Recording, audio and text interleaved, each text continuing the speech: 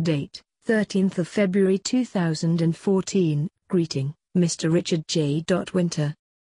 I write by way of response to your letter dated 24th of January 2014, which was received on 25th of January 2014.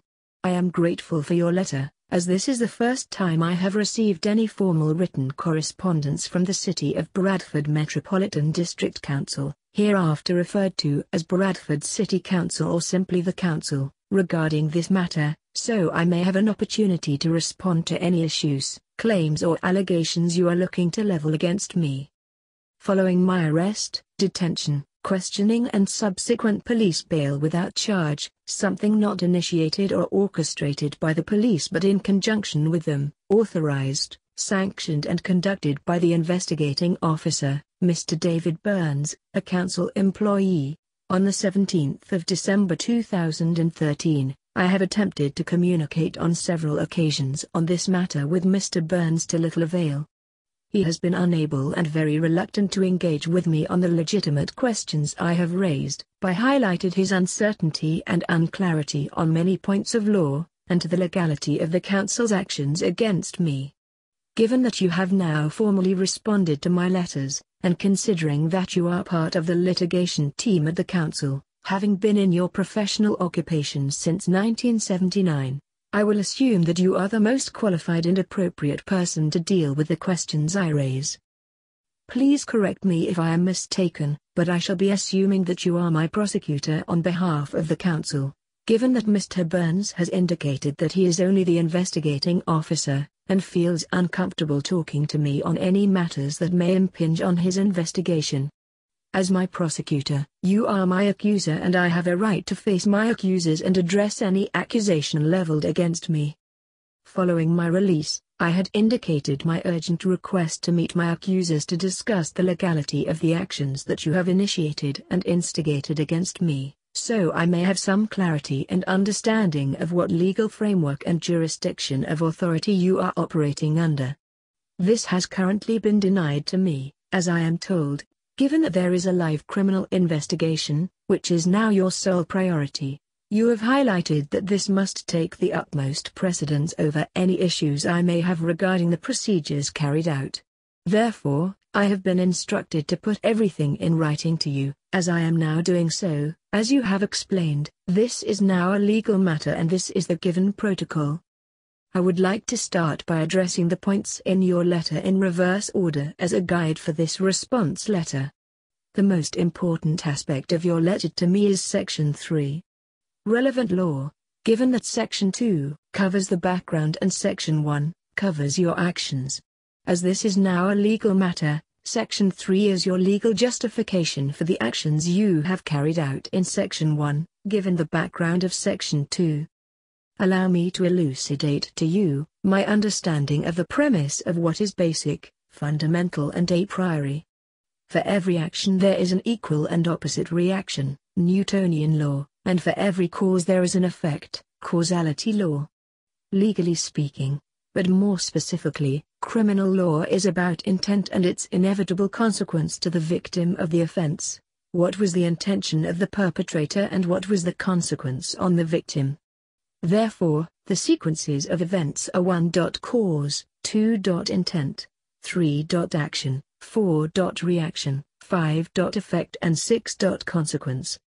Your actions, you may believe, are based on a legitimate cause, something I fully contest, but they are governed by laws that restrict your actions to prevent them from being disproportionately excessive.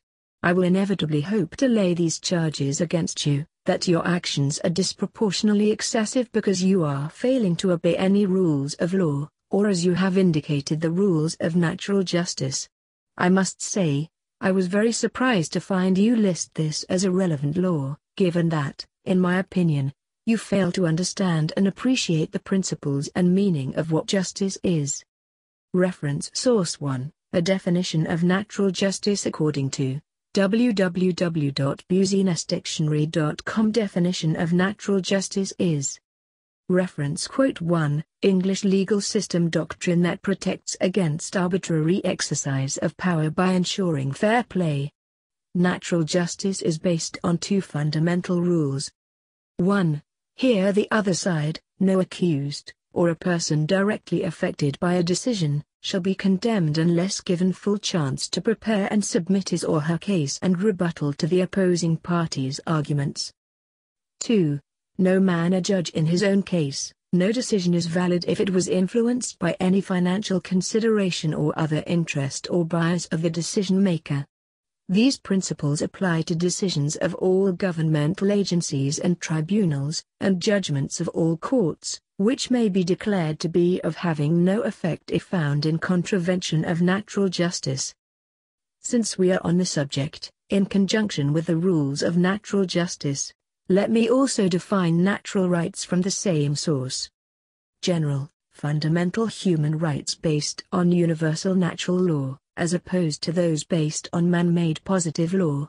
Although there is no unanimity as to which right is natural and which is not, the widely held view is that nature endows every human, without any distinction of time or space, and without any regard to age, gender, nationality, or race, with certain inalienable rights, such as the right to life, liberty, and pursuit of happiness, which cannot be abrogated or interfered with by any government. And that, whether or not these rights are enshrined in a national legal code, no government is lawful if it fails to uphold them. See also human rights. 2. Property law, rights that automatically accrue to a landowner, such as the right to enjoy the owned piece of land, including trees and fruits on it, and water flowing through it, in peace and without interference. See also natural law. Given these legal principles, I now wish to hold you accountable for your actions and seek clarity on your justification. All I am looking to do is ask for your justification for the actions you have taken against me. This in no way should hinder your ongoing, so-called, criminal investigation. It is my contention that according to these following points. 1. Given that you are mightier than I, the fourth largest metropolitan district council in the UK. 2. Given that you are not a person entity but a public organization entity, funded by the public purse, that is including me and my family's tax money, to primarily protect and safeguard vulnerable people. 3.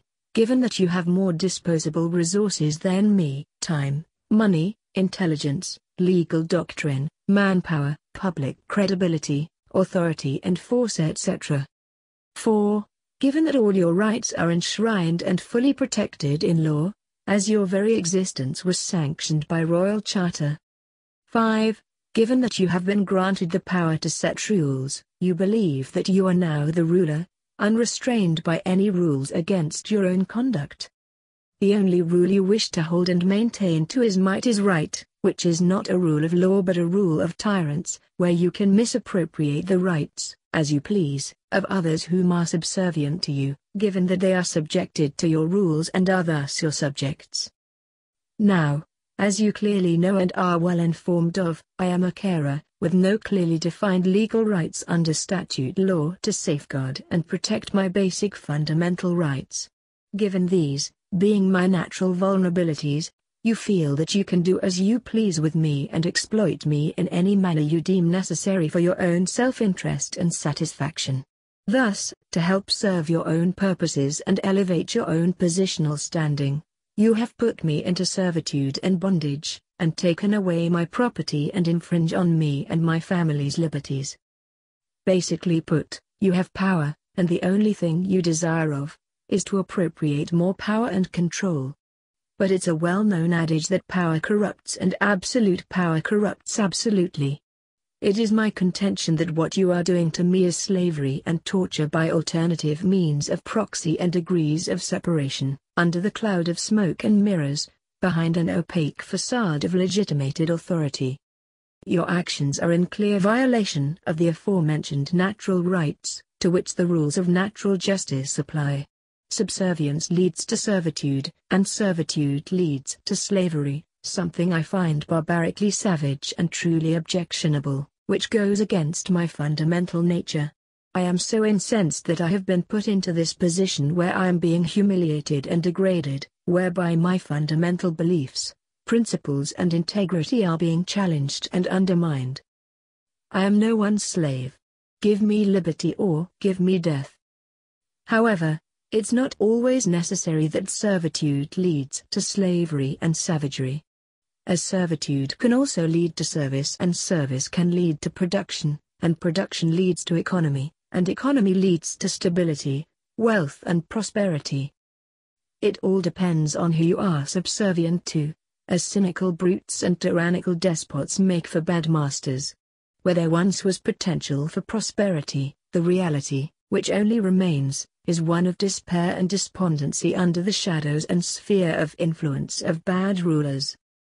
As a citizen of the United Kingdoms of Great Britain, England, Wales, Scotland, and Northern Ireland, this is more than concerning but alarmingly shocking, that this once great nation has fallen so far from the mantle and bedrock of the egalitarian moral principles of constitution that makes us who we are.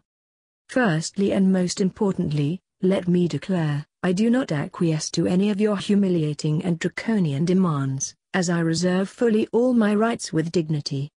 If you have appropriated my rights, then they are only because you have conspired, connived and raped them away from me under my full duress. Your conduct and behavior is highly questionable and dubious. The legality of your actions I maintain is wholly unlawful. Your behavior of misappropriation, bullying, threatening and intimidating, is no different than a criminal mafia cartel. I am a freeman on the land and an ennobled Englishman who would choose to have my rights and dignities intact and protected. I would be more than happy to yield to your authority, and you would be demanding of my respect, if only you were benevolent, noble, just and compassionate. But you're not. You are maliciously malevolent, magnanimically maligned, power-hungry and money-oriented, conniving and conceited, self-centered and self-serving. Your tyrannically intolerable cruelty against me has lost you all your credibility, of the perception of authority you have over me. Tell me what authority you now have? Force and threats don't equate to authority and respect. Punish me all you want, but it only serves to harden my resolve. What is it that you really want from me? Is it my obedience, to say yes, boss, and to dance for my dinner and sing for my supper, so I may serve to entertain you? Or are you more desirous of taking sick and sadistic pleasure in having me humiliated and seeing me suffer, so you may reaffirm your imperialistic desires that you are in power and control? It is only weak, insecure and feckless men that need to force and control others to justify their own authority. Splattered blood and bile, and all that is vile. As Spartacus wrote, Coliseums fought in spectator sport. Through cruelty and tyranny by others, strengthen men's resolve for freedom and liberty. If you treat us like apes, then many Caesars will rise to scream, no. Before the 17th of December 2013, I was unaware of any allegations or investigation against me. At the interview, I learnt that an undercover and covert investigation against me has been ongoing for a period in excess of a year. I found this extremely sinister, as during this time I had been actively engaging members of the council in my role as carer and guardian for my disabled and vulnerable family members. Little did I know that an ulterior agenda, to establish a narrative more favorable to you, was being pursued by you at the same time. How truly underhanded and despicably sinister of you, but I take some solace and comfort in that I have now paid the price, with my life and liberty, and come to fully appreciate your true operational nature. Wicked men do wicked things in the name of authority, equality and justice. On the 17th of December 2013, following my arrest, detention and questioning by you the council, I was given legal documents from Kirklees Council, an organization I have never had any prior dealings with before my interview. I was presented with a Crown Court order, hereafter referred to as the order, dated the 9th of December 2013. The order does not mention, other than myself, any party or organization, but mentions in the matter of the Proceeds of Crime Act 2002, POCA 2002. Section 1 of the order does not provide a date or the name of the presiding judge. Section 13 undertaking, you, the City of Bradford Metropolitan District Council are mentioned for the first time. Section 12 Parties other than the alleged offender. This does not mention the council or any other organization or persons. It is self-evident that this document, court order, was clearly not prepared and drafted by the courts but was only sanctioned by them. Your application to the courts for the order has been approved before I was given any opportunity to be made aware of your actions. No allegations or accusations were ever made to me prior to my arrest, no questions were ever raised and no request for an interview under caution was made. Why? Question 1. Why is it that this is the first time the council have sent me a written letter regarding this matter and not raised any issues with me prior to my arrest and detention? Question 2. Please can you give me your legal justification for your investigation against me? Question 3. Please can you tell me what legal framework you used to secure the order against me, given the circumstances outlined? During the council-held interview at the police station, I was told that I have been arrested for fraud or possibly theft. These are broad umbrella terms, the exact allegation was unclear. I was alleged to have defrauded an amount in excess of £144,000, which the council could not account for. At the time of my questioning, I was not sure if the allegation was that I had committed this fraud against the council or my family members. I believe the question was deliberately left open to interpretation. I have later had it confirmed that the allegation of fraud is against the council, as indicated in the confiscation notice letter left by the police. The allegation was one of fraud and misrepresentation of position and theft, and my subsequent telephone conversation with Mr. Burns, the investigating officer, has confirmed this. During the interview I confirmed that I do not have any legally defined contractual relationship with the council. I was dumbfounded that the council have exercised such aggravated actions against me, given these factors. I was presented with several contracts in the name of family members, each of which was in itself unlawful. I was told by the investigation officer that a written contract from the council was not necessary to establish a legally contractual relationship with me. I find this admission disconcertingly concerning, given that a public entity finds it acceptable to establish tacit agreements, under which to make substantial financial payment arrangements. Question 4. Please can you clarify to me in no uncertain terms, what exactly are you alleging? What charges are you hoping to leverage against me? What offense in statute or common law have I committed? Question 5. Given that, as I maintain no legally defined contractual relationship exists between us, please can you confirm under what legal framework and jurisdiction you have managed to secure details of all my personal assets, bank accounts and financial investments? All of which is my private, privileged and protected information. I notice from your letter that the only relevant laws listed are 1. Proceeds of Crime Act 2002 and 2. Rules of Natural Justice. Firstly, I am still unclear as to what your specific allegations are, never mind what charges you hope to eventually level against me, other than what I have so far garnered and concluded. That, according to you personally, the decision-maker, given your suspicions, morality and judgment, it is naturally unjust for someone like me, in my position, to have lots of money in savings. Especially given that you, the council, now have very little money of your own, and that therefore, you conclude that somehow I must have committed some criminal activity, which is now a foregone conclusion for you, to have accumulated this money. Therefore, you feel justified that you can use the POC 2002 to justify your actions. Talk about putting the cart before the horse. This to me is just basic fraud logic. I would think it is self-evident that in order to apply the POC 2002, there has to have been a crime committed for you to warrant this, right? Or are you fully relying on your gut feelings, suspicions and intuition that because you can't account for some of your own money, and given that you have somehow unlawfully obtained my private and privileged information that you have skewed for confirmation biased, much like searching for WMDs in Iraq, arising fundamentally from prejudiced, bigoted and xenophobic tendencies, you're going to carry out whatever actions you deem are necessary, the ends justify the means, to protect the rules of natural justice, and persecute and punish me and my vulnerable family as you are so now doing. This is just insane, and a clear indication of exploitation of your position in power. Example 1. Let us just imagine for a moment that our society was based on the principles your outlined action would have us believe are justified. Allegorically speaking, let's say I am a shepherd, and I have lots of sheep because I am a good herdsman and take very good care of my flock. You too are a herdsman, but you keep on losing your sheep because you can't manage to look after them all. You're so ineffective that you don't even know how many sheep you have, never mind how many you have lost. You assume that since I have more sheep than you think I deserve, I must have somehow stolen yours. Granted, you have lost your sheep, I have many sheep, ergo you cry out theft and confiscate my sheep. Then you try to justify your actions to yourself by saying, it's all done according to the rules of natural justice.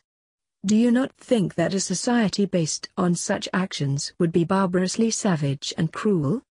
Would you really like to live, settle down and raise a family in a world like that?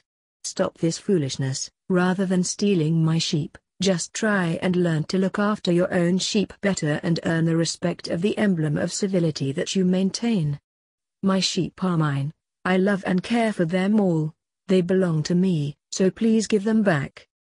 You better have a very good justifiable reason for these draconian actions and the contemptible persecution you are now committing against me, or do you feel that you don't need to abide by any rules of law and can twist, bend, misinterpret and misappropriate them as you please, to serve your need? Question 6. Please can you confirm that your investigators and decision-makers have not based their decisions on mere speculation or suspicion alone? I swear, to the best of my knowledge, I have not committed any benefit fraud, as the benefits me and my family are getting are legitimate and their legal entitlement. I have not committed corporate fraud, as alluded to by your initial questioning, as I have not had a legally defined contractual relationship with the council.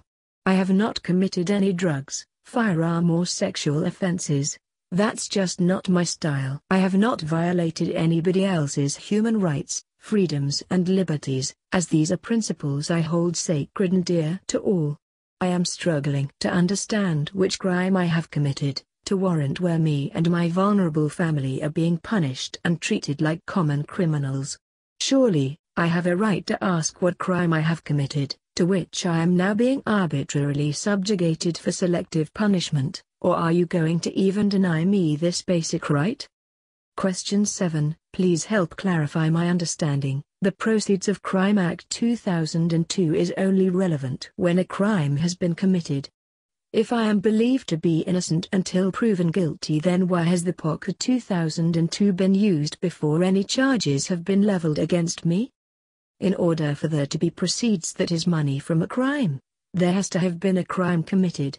In order for there to be a crime committed, there needs to be a criminal to commit the crime. In order for there to be a criminal, there needs to be a judgment in favor of some evidence, or a plea of guilt. In order for there to be a plea, there needs to be a charge. In order for there to be a charge, there needs to be an allegation. In order for there to be an allegation, there needs to be an accusation. Once you have an accusation, you have an accuser. If there is an accuser, then there is inevitably an accused. The accuser can only accuse the accused of an offense against a rule of law, for an action they have perpetrated, thus they are the perpetrator, this being the allegation of the alleged offense. Question 8. Which rule of law are you accusing me of offending against? Which charges are you hoping to bring to court to lie against me? It is self-evident that you are violating the very laws you accuse me of.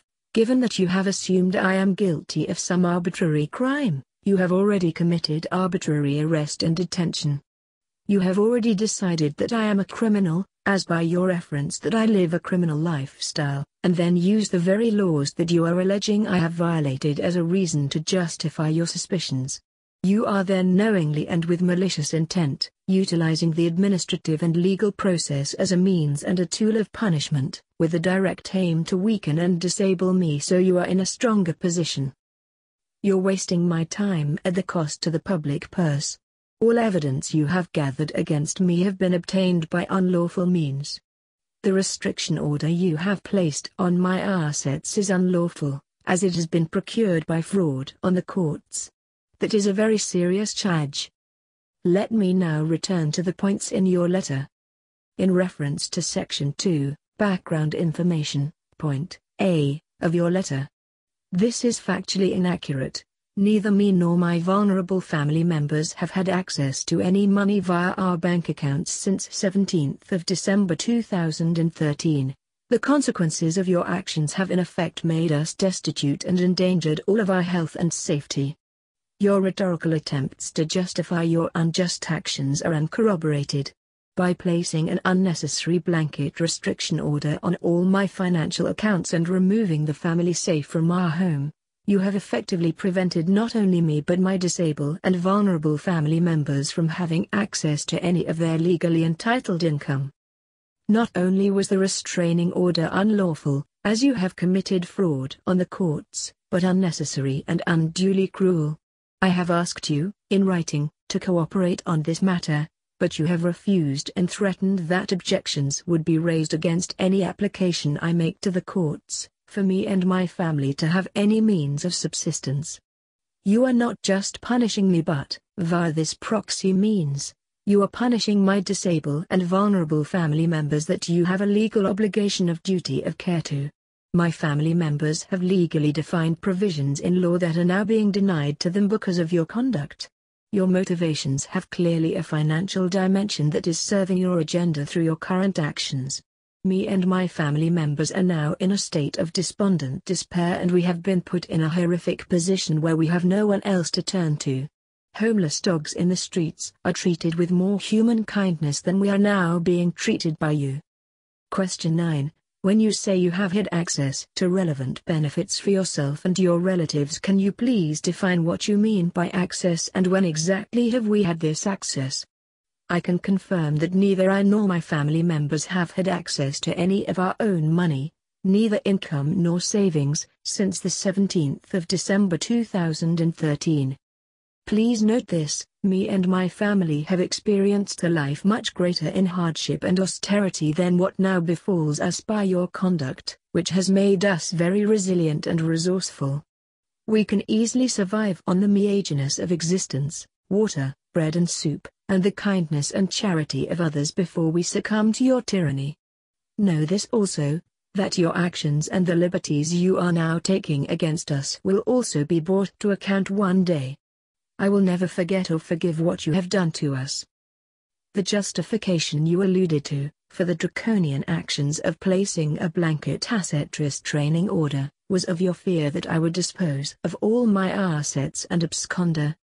How ridiculous! I have no intention of disposing of my assets or absconding, and even if I wanted to I couldn't, given my responsibilities and the duty of care I have to family members, and you knew this. This is my house, my property, my money, my family, my community, my city and my country. This is my world.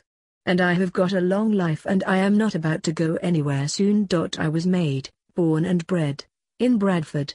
This is my home. I am not a criminal, coward or a thief that is going to turn tail, run and hide. But more importantly, especially not now, given that I profess that you now owe me a king's ransom in compensation, I always collect my dues. Furthermore, and more importantly, you still owe a legal duty of care, under your obligation, to my family members, something you are now knowingly negating on, in full violation of the laws that you are mandated to be governed under. There is a clear correlation between the actions you are taking against me and the neglect to your obligations to my family members, which now runs into the tens of thousands of pounds, in your attempt to save money, which is the underlying cause to your motivations. You are indebted to us, we are not indebted to you to be absconding. Question 10.2. B to E. Please justify to me, under what lawful ground you have the right to restrict my family's benefits. I am their lawful DWP appointee and I challenge your right to place any restriction on bank accounts that I use to receive these funds. Question 11.2. F. You have outlined my request but have failed to provide details of your response. Please do so now. Question 12.2. G. Please justify to me, under what lawful grounds you have the right to 1. Enter my house without a legal warrant. 2. Instruct the police to have me arrested, detained and processed, photographed, fingerprint and DNA taken, without a legal warrant. 3.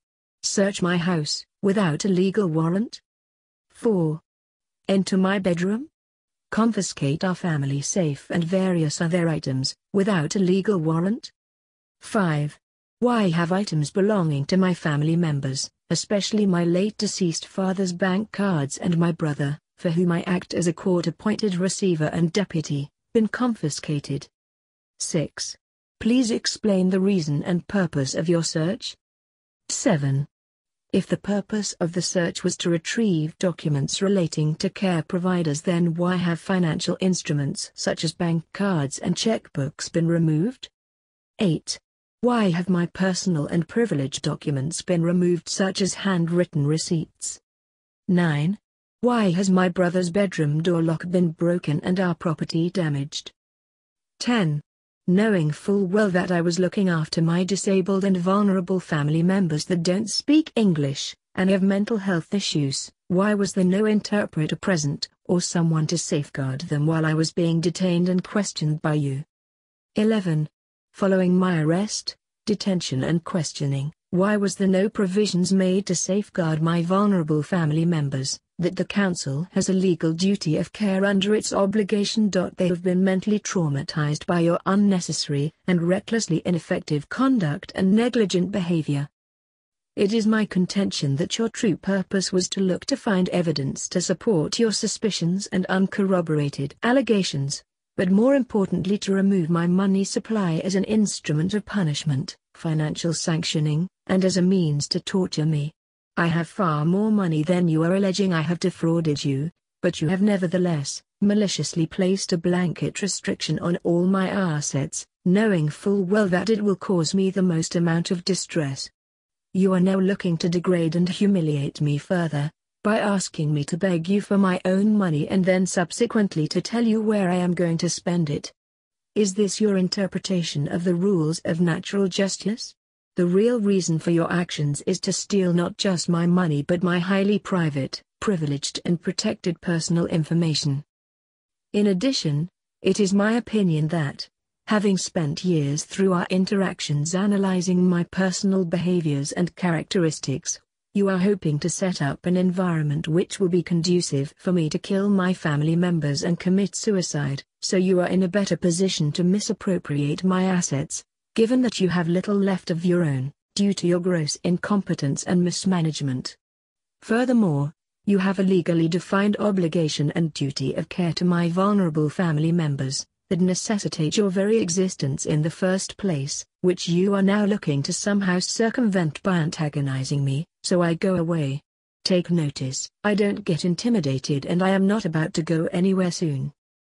I lay myself down in bed one day to dream the dream of Rome and the utopian world I hope to build one day, only to find myself awakened to this Orwellian dystopia nightmare of the modern civilized world of rhetoric and double-dealing, double talk. Alice truly was fallen through the looking glass into the Mad Hatter's tea party.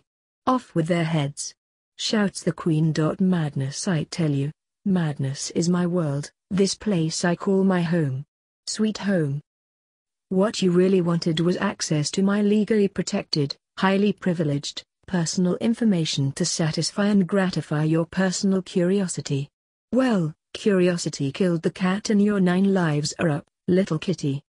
Even if I was a criminal, which I vehemently contest I am not, your unlawful actions would have prevented you from using any such evidence gathered in such an unlawful manner. But this in reality has never been about evidence or crime prevention, the sole preserve of the police force, but an exercise in unlawful intelligence gathering. The price you are going to pay for that intelligence and the violation of my privacy and liberties is more than you can afford. Finally, to cover the points in Section 1, conclusion and actions and my comments on them. A. Thank you for a copy of the court order, but this was not requested. B to E.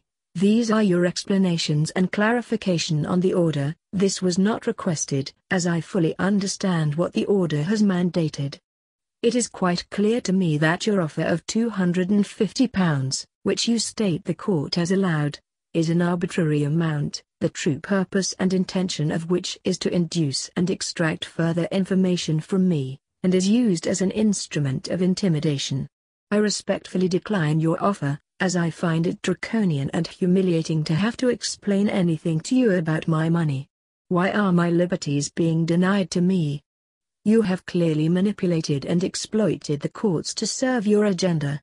Could that not be classed as contempt of court on your part? F. I have made it clear that you do not need to retain these items, but you are insisting to do so in spite, and against, the legitimate points I have raised. G. Firstly, I don't believe I have requested access to my family safe, as I believe it remains secure, but it is little comfort to know that this request would inevitably be rejected.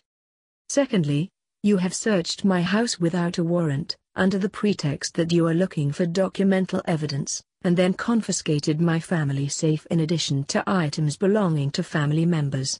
And now you are threatening to break into our safe if I don't hand over the code to you within 14 days.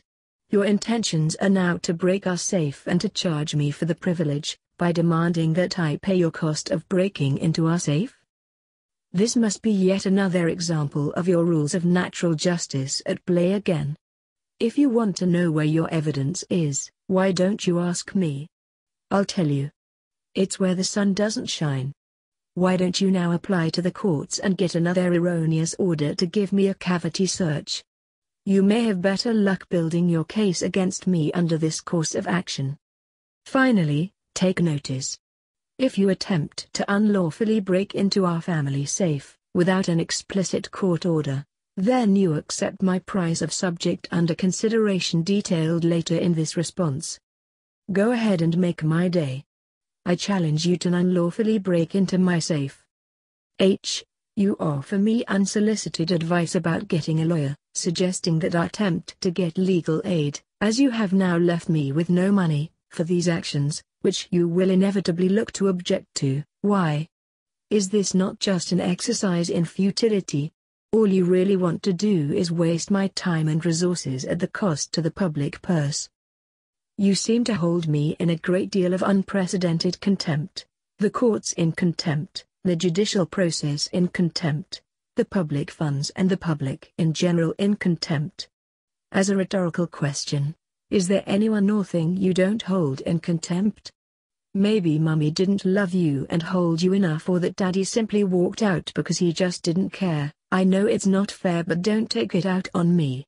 If you didn't hold me contemptible, as no doubt you will now outwardly exclaim, then you, as the prosecutor, could contact my bank and have the terms varied, so me and my vulnerable family members have a means of subsistence, without me seeking to apply to the courts, only to have you raise objections to my application. Question 13. If it is true that you don't hold me in contempt, then please explain what provisions you have made for me and my vulnerable family during your investigation period, given the draconian constraints you have placed upon us. I would argue that you have knowingly, with purpose and with malice intent, done everything in your power to ensure we are punished and suffer. This is in full and clear dereliction of your mandated duty of care under lawful obligation.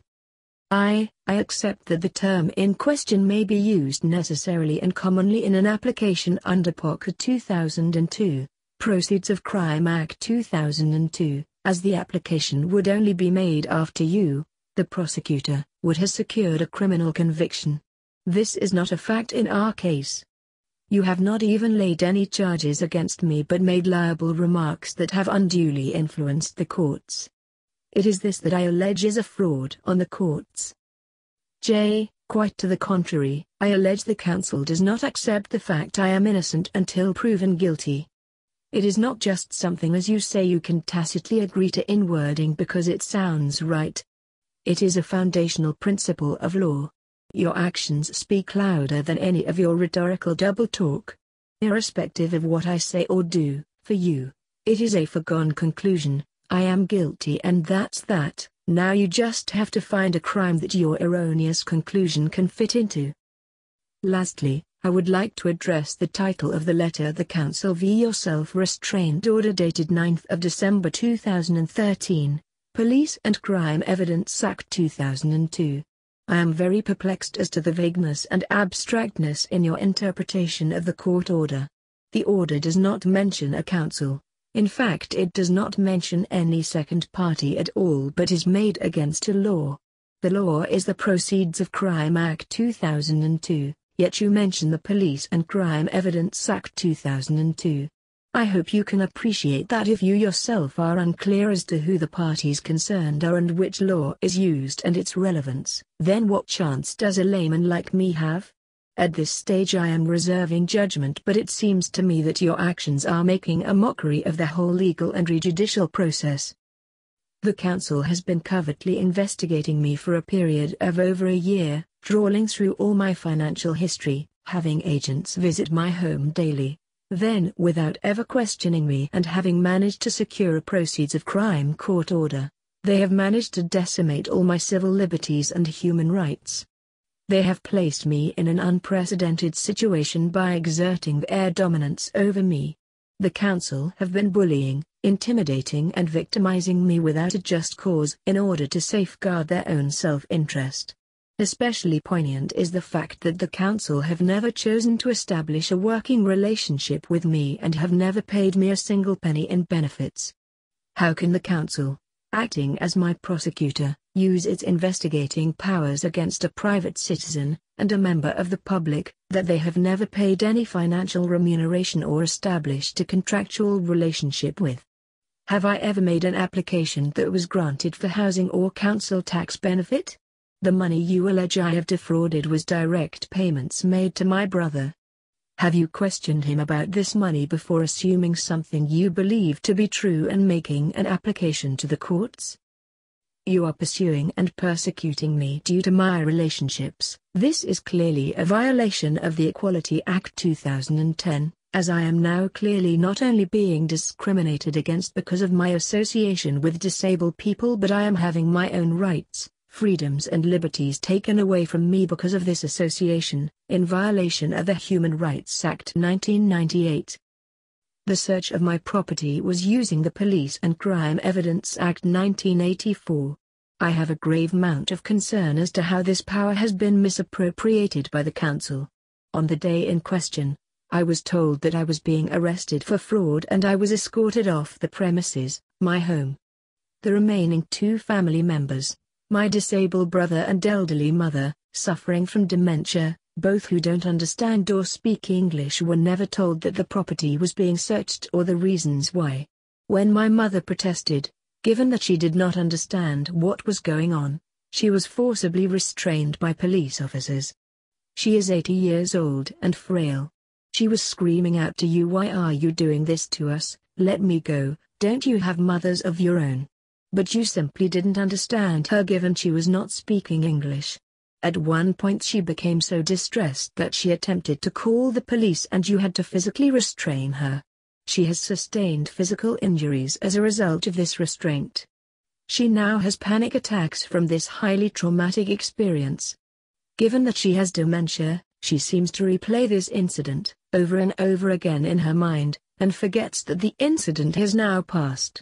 Dementia may be a cruel illness, but it pales in comparison to your tyrannically infamous actions and conduct on the day. In my absence, when my property was being searched, no one was told that it is being searched or the reasons why it is being searched. The first time I learned that my property was searched and items confiscated was at the interview several hours later. At no stage was a search warrant presented to me. Question 14. Please justify how the Council can appropriate all the powers that have been granted to the police force for the protection of private citizens, for their own purpose in regard to a corporate fraud investigation proceedings. Question 15. If the Council had managed to secure an asset restraint order on the 9th of December 2013, under the Proceeds of Crime Act 2002, then why could you not, equally, at the same time, also make an application for a search and arrest warrant? It is my contention that this was not done, so as to deliberately mislead the courts. I would like to meet the parliamentarians that have approved such a draconian method, whereby the council investigating officers apply for a search and arrest warrant and are granted a POC 2002 order. Does this not just make a mockery of the whole judicial system and process? In summary, Bradford City Council has caused me and my family an immense and irrevocable amount of damage, heartache, pain, suffering and misery, not only now but over the years. These points, for the moment, remain outside the scope of this letter and I shall refrain from raising them now. The full details of which I will inevitably highlight, so you will become aware of them, in the fullness of time. On the 17th of December 2013, a day that will live on in infamy in my life, Bradford City Council instigated and openly committed an act of clear aggression that has violated my personal sovereignty, dishonored and humiliated me and my vulnerable family in our own home, and offended me in the most extreme and hideous way possible, in clear violation of the very principle that this nation was built on: freedom, liberty, the possession of property and the pursuit of happiness. More than my gods, more than my family, you have attacked my money and capital, the sacred golden calf of the capitalist such as I, that truly is unacceptable within a society such as ours. You just don't touch another man's property. You have offended my honor, sirs, and I will inevitably look to demand my satisfaction. Possession is 9/10 of the law. Laws which I help to create, may I add, by voting and paying my taxes, so I can live in peace and harmony to enjoy my property. The founding principles of our society are the rights to life, liberty and the rights to property. It will be a stone-cold day in hell before I relinquish any of my property to you or anyone else. At this stage you are carrying out a thorough and extensive investigation by painstakingly going through all my financial transactions, unlawfully I may add, looking to find some impropriety on my part, so you can retrospectively justify your actions and your intrusion into my life. I have made it clear, in my former communications, that I have every intention of taking a civil action against you once you have completed your investigation. Take note. I will look to secure reparations and punitive damages to the tune of £1 million per week from 17th of December 2013 onward, so take as long as you like, but remember it's the public's money you are wasting. As you have unlawfully bailed me for 3 months, your current outstanding balance is £14 million for the time you have been violating the rules of natural justice against me. Furthermore, I hope to secure 300% of your average annual revenue in punitive damages, for the violation to my natural rights, honor and dignity throughout my engagement with you. I do fully understand and appreciate that these are unprecedented amounts, but in the context of the unprecedented liberties you have been taking against me, fraud on the courts, unlawful trespass, arbitrary arrest, arbitrary detention, arbitrary punishment, false imprisonment, misappropriating rights of others, abuse of authority, exploitation of position in power, dereliction of duty, institutional rape, slavery by proxy, gross and willful neglect, heinous persecution, harassment and victimization, financial mismanagement, gross incompetence, general contempt, countless violations of human rights, non-invasive torture with intent, lying, cheating, manipulating, conniving, double-dealing etc. to name just a few. I believe I have very strong justifiable grounds. No doubt you will vehemently object to my aims, but for now let's just reserve judgment and leave this for the eventual judiciary and the judicial process. Offending an Englishman's honor in the sanctuary of his own home is next to sacrilegious, and you should have known better. A point of note for your attention and record: my price is always £1 million per subject, where the subject or point under consideration may vary. This being my subject under consideration clause. Finally, the rules of natural justice as you perceive them, which you referred to, must equate to an eye for an eye and a tooth for a tooth. Biblical law: what is good for the goose is good for the gander, proverbial edict. If you have gone through all my bank account transactions looking for fraudulent activity, then I should have the right to go through all your bank account transactions looking for your fraudulent activity, especially considering it is public money and me and my family are members of the public, given we pay our taxes and abide by the law. I want to make you aware of these facts, so you are well and truly informed of my own intentions. The situation between us has deteriorated irrevocably and beyond reproaches for complaints and apologies. Your actions, behavior and conduct have been reckless with me and the lives of my family members, and you have acted with malice and with malicious intent. I demand retribution and I shall never rest until my honor receives satisfaction. Take notice, I have made provisions that any attempt on my life, which I now fear for, given that you have already taken unlawful liberties against me in the past, by you through nefarious means or agents, will not circumvent the satisfaction I seek. All my information is online and in the cloud, encrypted and secured, entrusted to an online community. We are legion, we do not forgive, we do not forget. Anonymous. Take heed from the pages of history, the Treaty of Versailles and the subsequent retribution it produced, from the humiliation it induced. Monarchs fall and heads will roll as Cromwell's cause will toll. I say, tolerance, empathy and compassion are the only way to keep the demons at bay. But you be cold and cruel and light the spark to the burning fuel. Rage, rage boil and bubble, there's going to be toil and trouble. Take heed from my words, as my patience wears thin, your world will turn grim. I look forward to your response to the 15 questions I have raised. Signature, Mr. S. Hussain. Copyright 2014.